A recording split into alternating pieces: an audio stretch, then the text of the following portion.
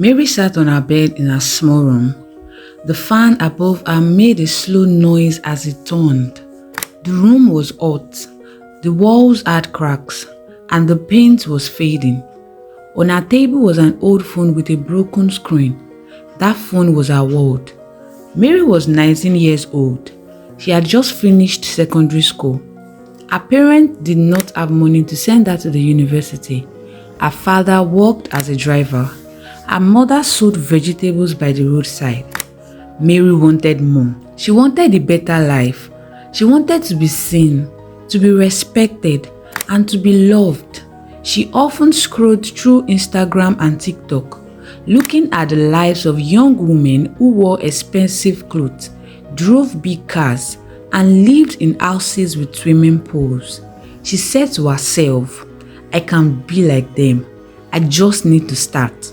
So she created an Instagram account and named it Mary Glow. She used her old phone to take pictures of herself. At first, the pictures were not very clear and the likes were very few. Sometimes, only 3 people liked her photos, but she did not give up. One day, she went to a friend's birthday party. She wore a borrowed dress. At the party, she took many pictures in front of balloons, cakes, and decorations. She posted them on her page. That was the first time her photo got more than 100 likes. She was excited. She could not sleep that night. She felt like she was finally seen. Mary began to post more. She watched tutorials on YouTube about how to take better pictures, how to pose, and how to edit. Slowly, her followers grew from 200 to 500 and then to 1,000. She started calling herself an influencer, even though she was not making the money yet. She liked the way the word sounded. As her page grew, Mary faced a new problem. She realized that people only liked her pictures when she looked fancy. If she posted a picture in her simple clothes, she got very few likes. But when she borrowed her cousin's designer bag and shoes, her likes doubled. She felt pressure to always look rich, even when she was not. Mary began to spend more time thinking about clothes, makeup, and photos than about her real life. She started to envy her friends who seemed to have money. She even avoided going out unless she knew she could take a good picture for Instagram. Her mother noticed and asked her one evening, "Mary, why are you always on your phone? Why don't you help me at the shop anymore?" Mary sighed and replied, "Mommy, you don't understand. I am building my future. I am going to be an influencer. Very soon, I'll be rich." Her mother shook her head. "Just be careful, my daughter. Life on the internet is not always real."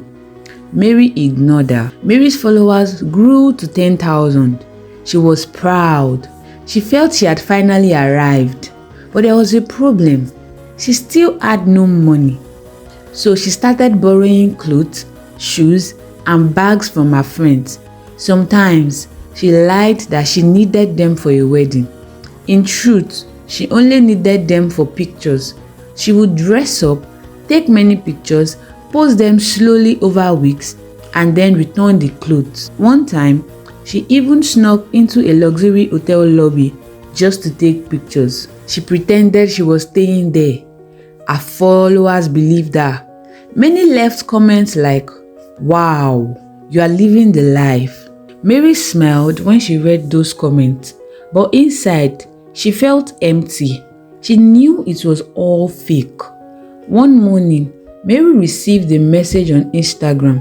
It was from a small skincare brand. They wanted her to promote their cream.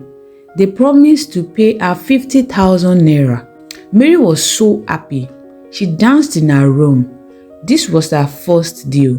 She agreed and made a video talking about how good the cream was. She posted with excitement. But soon, people started complaining. Some of her followers bought the cream and had bad reactions. Their skin got worse. They sent angry messages to Mary. Some even unfollowed her. Mary cried. She did not even use the cream herself.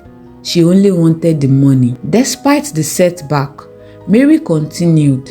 She wanted more followers and more money. She met a girl named Sandra, who was also an influencer.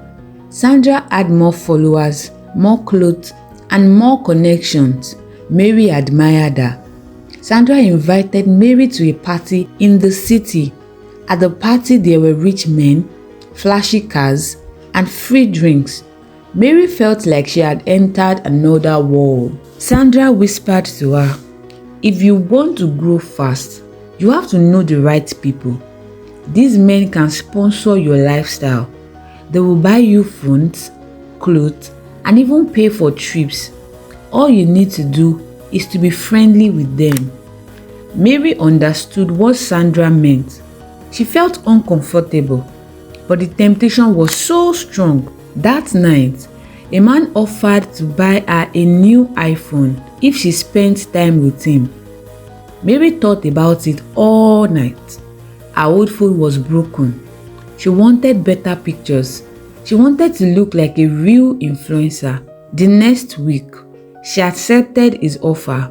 She got a new iPhone, but she also felt something inside her break. With her new iPhone, Mary's picture became clearer. Her followers doubled. She reached 20,000, then 50,000. Brands started contacting her more.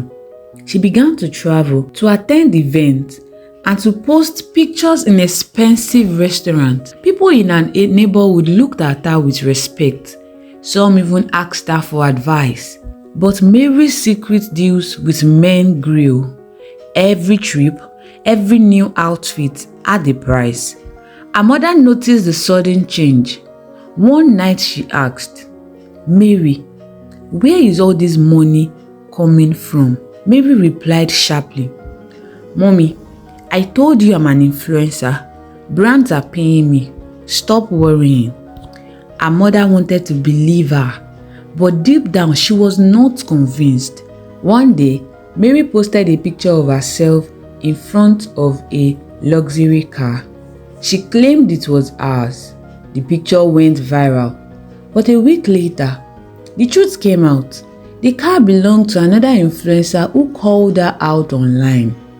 They said Mary was a liar who only borrowed things for clout. The internet turned against Mary. People mocked her.